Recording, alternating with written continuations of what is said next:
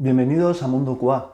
Hoy me gustaría hablaros sobre cómo hacer un mapa de sinergias tecnológicas, cómo definir un poco el alcance o cuál sería su contexto, mejor dicho, en qué consiste, lo veremos con un caso totalmente práctico porque creo que es la mejor forma de explicarlo, y a lo largo del vídeo también os explicaré sus beneficios, ¿vale? Y bueno, pues algún consejo que os daré para cómo hacerlo, o por lo menos cómo lo hago yo, ¿vale? Y recordad, por supuesto, que el contenido de todos mis vídeos es en base a mi experiencia y conocimiento. Dicho esto, al lío. ¿Cómo hacer un mapa de sinergias tecnológicas? En primer lugar, os quiero hablar sobre la etiqueta que utilizo, que es sinergias tecnológicas, o la definición. ¿Por qué lo digo? Porque si buscáis en Google o en Internet en general, sinergias tecnológicas, seguramente os muestre otros temas relacionados con la tecnología, pero no de lo que vamos a verlo, ¿vale? Utilizo esta palabra para identificarlo porque creo que es lo más cercano, porque lo que vamos a hablar es cómo relacionar y cómo hacer que las herramientas trabajen de forma unísona o como un equipo. ¿De acuerdo? ¿Cómo definiríamos el contexto del alcance para hacer el mapa de sinergias tecnológicas? Yo siempre insistiré en que cualquier cosa que hagáis defináis un poco el alcance, porque creo que dentro del mundo tecnológico es tan amplio que te puedes volver loco o esa tarea que vayas a hacer se vuelva infinita.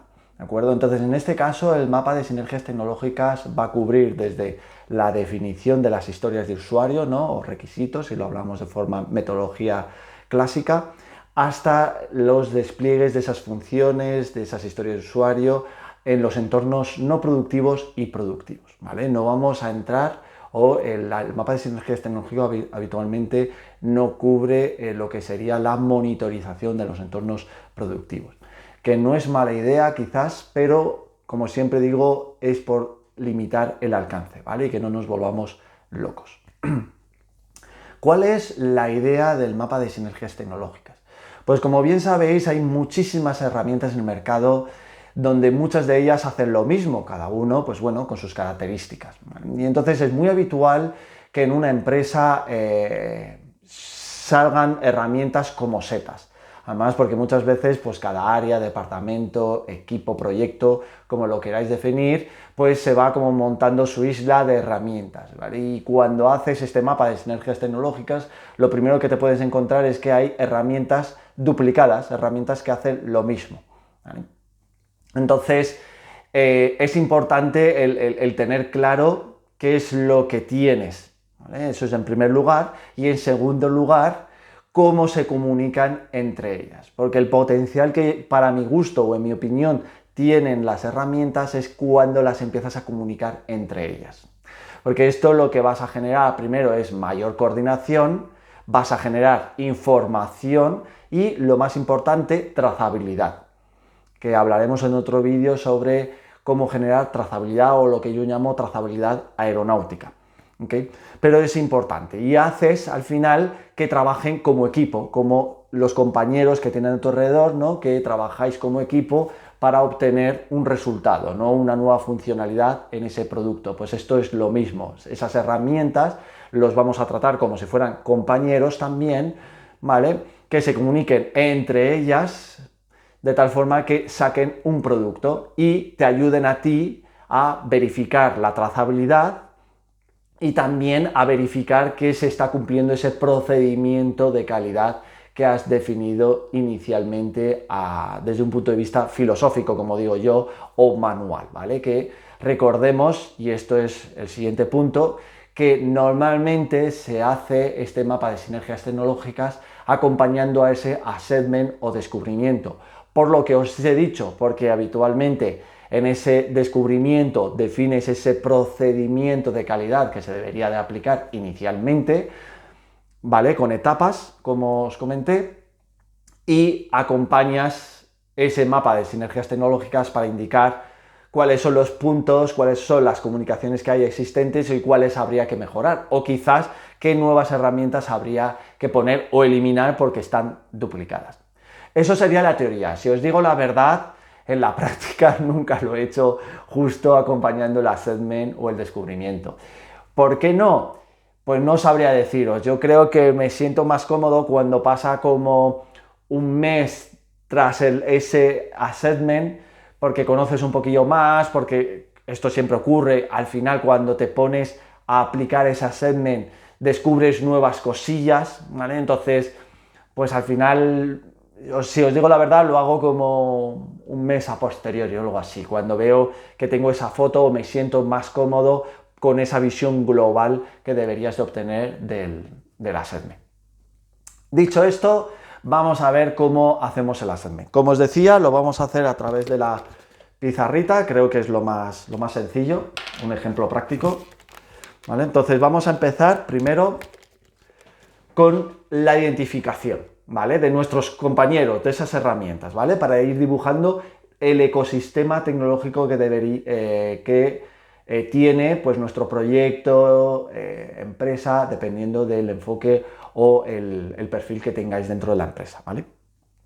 Bien, dentro del ciclo de vida del software, ¿qué tenemos? Bueno, pues tenemos un gestor de tareas. En algún sitio tendríamos que definir, ¿vale? Aquí os podéis encontrar, yo me he encontrado de todo, desde gente que dice, no, es que lo defino en correos, ¿vale? Hasta gente que lo define en tareas dentro de herramientas propias para ello, ¿vale?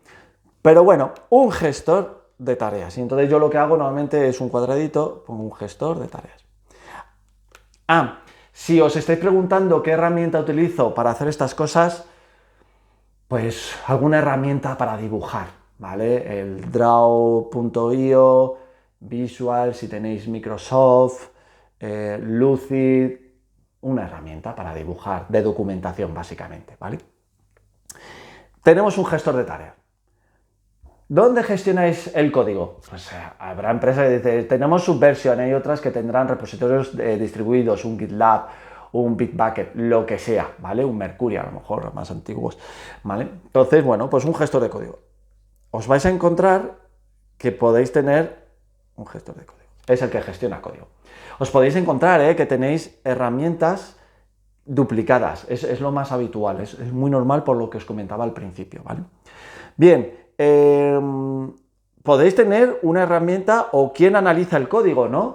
Que para asegurarse de que se está llevando las buenas prácticas de codificación, ¿no? El que analiza el código o analiza la codificación, la calidad de codificación. Luego podéis tener el que ejecuta pruebas, ¿vale? Las pruebas. Un orquestador, que sería ese compañero, esa herramienta, que lo que va a hacer es decir cómo se debe de ejecutar las cosas, en qué orden, ¿vale? El que va a ejecutar ese procedimiento que inicialmente se ha definido de forma teórica o manual. ¿Quién despliega? ¿Vale? Aquí muchas veces os podéis encontrar que dices, no, si es que desplegamos manualmente, ¿vale? Copiamos zips o jar o lo que sea y ya está, ¿vale? Y no sé, por ejemplo, quién gestiona las pruebas, ¿no? Tenemos el ejecutor, quién recopila la información de las pruebas o quién lo explota, ¿vale? Es decir, la definición de esa funcionalidad, de ese rol, os pongo ejemplos, ¿vale? Para que os hagáis una idea. Pero básicamente, resultados, ¿vale? Básicamente vais como diciendo diferentes roles, perfiles, compañeros, ¿vale? Daros cuenta que esto es como si montáis un equipo y dijerais, vale, ¿quién va a hacer las...? Es decir, dentro de un proyecto hay tareas que son impepinables, que alguien las tiene que hacer, ¿vale?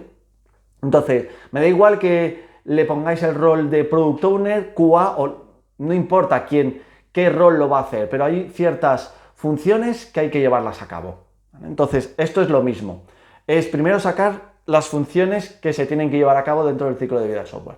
Oye, en algún sitio se tiene que gestionar tareas. ¿Que me dices que es un correo? Perfecto, el correo, pero algún sitio. Algún sitio tienes que tener el código, ¿vale? En algún sitio tienes que tener el que pruebas. A lo mejor no hay, pero bueno, debería, ¿vale? Es como teórico. Tú vas haciendo como la parte teórica, ¿vale? Esto es como lo que os digo de cómo montar un equipo. Y ahora viene la otra parte de decir, bueno, ¿y de esto teórico qué tenemos? ¿Vale? Pues un gestor de tareas, pues mira, nosotros trabajamos con Jira, pero el Product Owner trabaja con Trello, eso es muy habitual, que haya como dos herramientas, ¿vale? Esto sinceramente no sé por qué ocurre, con otras partes sí que entiendo y os lo explicaré, pero en este caso la gestión de tareas muchas veces es por tema de que ha ido creciendo y bueno, pues ha ido surgiendo de forma, yo creo, totalmente natural y por eso pues surgen diferentes herramientas. Es lo que os digo, como que se van haciendo cada área, departamento, se hace como sus herramientas y no hay tanta comunicación, ¿vale? Entonces, bueno, pues aquí tú pones tu herramienta. Yo normalmente pongo el iconito, el icono de Jira, de Trello, de Azure Board, el que utilicéis, ¿vale? Lo pongo y aquí nuevamente el titulito. Bueno, eso ya es como más organizativo, ¿vale? Para que quede bonito. Pero bueno, eso ya cada uno que lo pinte como mejor le venga. Gestionar el código. Pues yo utilizo un Subversion, nosotros utilizamos GitHub. Esto sí que puede ocurrir. Muchas veces hay empresas donde están migrando, ¿no?, de repositorios centralizados a distribuidos y entonces te encuentras de que tienes un GitLab, ¿vale?, o un Bitbucket y un Subversion, ¿vale? Eso puede ocurrir, ¿vale?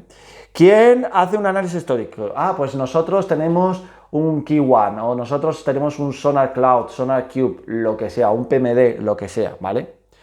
¿Quién hace de orquestador? ¿Quién es el que va ejecutando cada cosa? Pues nosotros utilizamos un Jenkins, utilizamos el Jenkins de AWS, que ahora no me sale el nombre. Utilizamos lo que sea, ¿vale? Es decir, el orquestador, el que tú quieras. El de Azure DevOps, los pipelines de Azure DevOps, lo que sea, ¿vale? Y entonces lo colocas. Puede ocurrir también aquí, por lo que os digo, porque cada área pues, se va montando sus herramientas y algunos equipos tienen Jenkins y otros tienen AWS. Puede ocurrir. ¿Quién despliega? Pues es que nosotros utilizamos AWS, no, nosotros utilizamos Azure, lo hacemos a través de Jenkins. Eso también puede ocurrir, que me lo he encontrado. Tiene sus pros y sus contras, ¿no? Al final, muchas veces hay herramientas que sí que podría hacer esa función, pero no está preparada para ello, ¿vale? Entonces, bueno, eso ya para gustos colores. Y seguimos con lo mismo. ¿Quién explota, por ejemplo, los resultados de prueba? Pues no tenemos. Pues mira, perfecto. No hay una herramienta o un compañero, por así decirlo, o alguien como herramienta, me refiero, que haga ese tipo de tarea, pero es necesaria, ¿vale? ¿Quién ejecuta prueba? Pues nosotros utilizamos un Selenium, no, nosotros utilizamos Appium, no, nosotros utilizamos Cypress, lo que sea, ¿vale? Y así vas indicando, ¿vale? Entonces, esta sería la primera parte, es decir, tengo un dibujito donde identifico herramientas o no, quizás no la tenga, pero cada herramienta sé cuál es su función, a lo que se dedica. Jira es quien gestiona, es el gestor de tareas. GitLab es el gestor de código. SonarQube es el analizador de código, ¿vale? Los despliegues es AWS, cada uno lo que hace, ¿vale? Segunda parte, si se comunican, ¿vale? Porque esto, lo mismo. Puedes decir, no, nosotros tenemos desarrolladores, uno de movilidad y otro web. ¿Y cómo se comunican? Pues no se comunican, o estamos trabajando en ello, o lo que sea, ¿vale? Entonces, esto es lo mismo. Es muy fácil que se comuniquen, la mayoría de las herramientas se comunican, sobre todo porque, como os digo, cada vez más el mercado hace que esté muy globalizado, entonces siempre hay add-ons para que se conecten con otros, plugins, a lo mejor APIs publicadas para que tú te puedas descargar información o puedas subir información de otras herramientas a otras, ¿vale? O sea que es muy raro que no estén comunicadas de una forma o de otra. A veces es muy sencillo con un plugin, un add-on, y otras veces, pues bueno, te tienes que picar un pequeño código, ¿vale? Pero de una forma o de otra es muy raro que no se puedan comunicar, ¿vale? Entonces, comunicaciones, yo lo que hago es que dibujo una línea de comunicación, si tiene o no, ¿vale? O si debería, y entonces pongo un color. En rojo si no está, es decir, no hay esa comunicación. En amarillo, morado, lo que queráis, ese color, como que se está trabajando en ello, es decir, son conscientes de que debería de haber o es necesario haber y se está trabajando en ello, y verde es que ya existe. Por ejemplo, mi gestor de tareas se debería de comunicar con el código, porque al final esa tarea lo que se transforma en código para que sea visible en mi producto, por lo tanto debería de poder comunicarse. Entonces, pues lo pones en verde, si a lo mejor ya está, si están poniendo esas ramas, las están adjuntando a los tickets de sus tareas, o a lo mejor se está trabajando en ello y entonces lo pones en un amarillo, naranja, lo que quieras, o no, ni se ha planteado, ves que la empresa nadie ha hablado de ese tema y por lo tanto está en rojo, ¿vale? Oye, ¿las tareas se deberían de comunicar con análisis? Pues a lo mejor lo están haciendo actualmente, a lo mejor porque hay un, no sé, me lo invento, hay un Bitbucket con su Key One que se comunican ya directamente. Vale, perfecto. Y a lo mejor porque no hay un orquestador. Bueno, vale. A lo mejor el orquestador se descarga el código. Vale, pues mira, se descarga el código. Pues, y es que después, imaginaros, estos son las casuísticas que os podéis encontrar, ¿vale? Os pongo diferentes ejemplos para que vayáis entendiendo un poco la casuística. Y es que el análisis también se comunica, porque el orquestador lo que hace es llamar a mi keyword. Pues a lo mejor aquí hay dos comunicaciones, a lo mejor una de ellas no es necesaria, yo quitaría esta de arriba, por ejemplo, no sé. A ver, depende mucho del contexto, ¿vale? Aquí va, si me preguntáis cuánto se puede tardar en hacerlo, ¿no? Y un poco en cuál debería de ser el mapa ideal. Esto es en base a la experiencia. Los primeros que hice, tardé mucho, y además me equivoqué, lo que yo pensaba que era chulo no lo era, tuve que ir cambiando. Los últimos que he hecho, no sé, como mucho puedo tardar un día, como mucho, no sé, 4 o 6 horitas puedo tardar en hacer el mapa, por ahí. ¿Vale? Porque bueno, ya conoces las herramientas, no tienes que buscar tanto las herramientas, porque es lo que os digo, las herramientas ya son siempre las mismas, ¿vale? Entonces ya sabes cada herramienta lo que hace, lo que no hace, cómo se conectan, qué sinergias hay, qué no. A veces sí que tienes que buscar, porque a lo mejor hace mucho que no ves una herramienta y te das cuenta que esa herramienta ha evolucionado y ahora tiene unos add-ons que no tenía antes, etcétera. Pero bueno, siempre hay un momento de investigación sobre las herramientas, si se conectan, si no, limitaciones que tienen, etcétera, ¿vale? Aquí hay un momento también de estudio, de introspección para ver cómo funcionan las herramientas, actualizaciones que puedan tener, limitaciones por parte de la empresa de comunicación, de seguridad, etcétera, ¿vale? Entonces siempre hay un trabajillo. Pero lo que os digo, estas comunicaciones un poco en base a la experiencia, ¿no? Pues oye, si tienes, por ejemplo, un orquestador, pues lo más esencial, o de mi punto de vista, es centralízalo, porque al final es el orquestador es el que va realizando cada etapa, lo va ejecutando, entonces tiene sentido que vaya llamando a ese compañero que va a ejecutar esa etapa, ¿no? Pues bajarse el código, pues me voy a comunicar con el que gestiona el código. Voy a analizar su código, pues voy a comunicarme con quien analiza el código. Voy a ejecutar pruebas, pues me voy a comunicar con quien realiza las pruebas. Una vez terminado, pues voy a comunicarle al gestor de pruebas y al de resultados cómo ha ido. Entonces, normalmente lo más habitual es que si tienes un orquestador, sea el core, ¿vale? Es el que organice, porque es lo que os digo, es el que define ese pipeline, o mejor dicho, materializa o automatiza ese pipeline, ese procedimiento definido manual o teórico, ¿vale? Y entonces tiene sentido que sea como el centralizador. Entonces, si tenéis un orquestador, un Jenkins, un Azure DevOps Pipeline, el de AWS, el que sea, es posible que os salga un dibujito así, ¿no? Algo centralizado y todos como girando alrededor de ese orquestador, ¿vale? Bueno, es habitual. Imaginaos, podéis tener una granja de dispositivos cloud, ¿vale? Aquí. Entonces, bueno, podéis tener también el gestor de comunicación. ¿Cómo se comunica a los equipos? ¿Se comunica por Skype, por Teams? ¿Con cuál se comunica? Entonces, pues este también se debería de comunicar con este, ¿vale? Lo que os hablaba, el de cloud, pues a lo mejor el de cloud puede comunicarse directamente aquí. ¿Por qué no? ¿Vale? Para un poco como publicar. O no, porque ya lo comunica. Bueno, os podría salir como alguna cosa fuera del orquestador, ¿vale? Como que alguna herramienta se comunica directamente. Puede escribir un correo.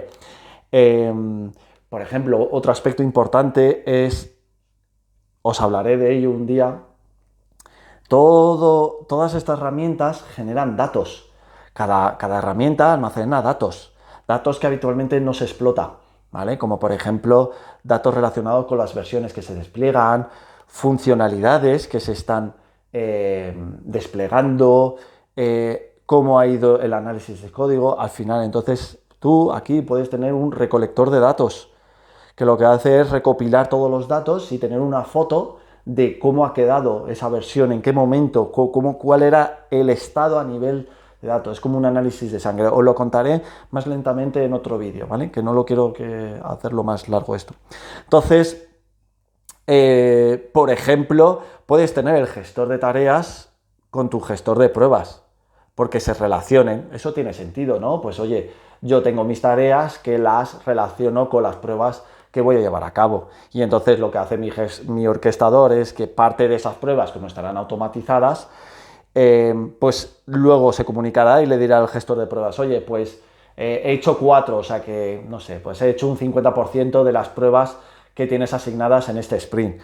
Y pues perfecto, porque mi gestor de tareas ya sabe que el 50% de mis funcionalidades están cumplidas o pasadas, ¿vale? Entonces, bueno, y entonces te queda un mapita así, si os fijáis, con las sinergias, ¿vale? Después vas poniendo colores, lo que os digo, las flechas, para indicar un poco cómo queda, no queda, qué están hechas, qué no están hechas, etcétera, ¿vale? Esto que os he hablado ahora de lo que debería, sinergia, herramientas, etcétera, ¿vale? Características en base a la experiencia. No os preocupéis si al principio pues tardáis mucho más, porque es normal, lo que os digo, ¿vale? Bien, con este mapa lo que os va a ayudar es, primero, a saber ayudar a ese roadmap. ¿Os acordáis que en los vídeos de los assessments os hablaba de que había que montar un roadmap? Pues parte de ese roadmap también será esto, es decir, vale, en este roadmap, primera etapa, tendremos que comunicar esta herramienta con esta, o habrá que instalar esta herramienta porque no existe, etcétera, etcétera, ¿vale? Os va a ayudar a que si necesitáis incorporar una nueva herramienta, ver que a lo mejor no exista ya una herramienta que hace eso, ¿vale? Que eso es un clásico, que tú vas a poner una nueva herramienta y te dicen, no, pero si ya tenemos una herramienta que hace esto, ¿vale? Y a lo mejor es de otro departamento, de otra área, a saber, por los silos que os comentaba. Entonces, aquí lo vais a poder identificar, ¿vale? Vais a sacar mucho más jugo a las herramientas porque vais a poder ver a través del mapa de decir, oye, pues ahora que veo, por ejemplo, esto, ¿no? Que tengo mi Skype para comunicar o mi Google Chat para comunicar, oye, pues ¿por qué no publico en mis canales de Google Chat las versiones? O sea, que vais a sacar más partido a lo que hay, ¿vale? Y vais a tener una foto clara también del ecosistema tecnológico que tenéis en la empresa, en vuestro proyecto, lo que sea, ¿vale? Y os va a ayudar bastante a tomar decisiones, ¿vale? Bueno, pues hasta aquí el vídeo de hoy. Espero que os haya gustado hacer mapas de sinergias tecnológicas. A mí me gusta bastante, creo que es divertido y además asientas mucho el fundamento, ¿vale? Para que a la hora de automatizar esté todo como más recogidito, que tenga todo una relación en sí, ¿vale? Recordad que si os ha gustado y os sirve, pues oye, dad al like y suscribiros y así me ayudaréis a seguir haciendo más vídeos. Y nada, hasta aquí el vídeo de hoy. Vuelvo a insistir, gracias por verme y que os resulte útil. Y recordad que no os creáis nada de lo que os digo, probadlo por vosotros mismos. Hasta la próxima.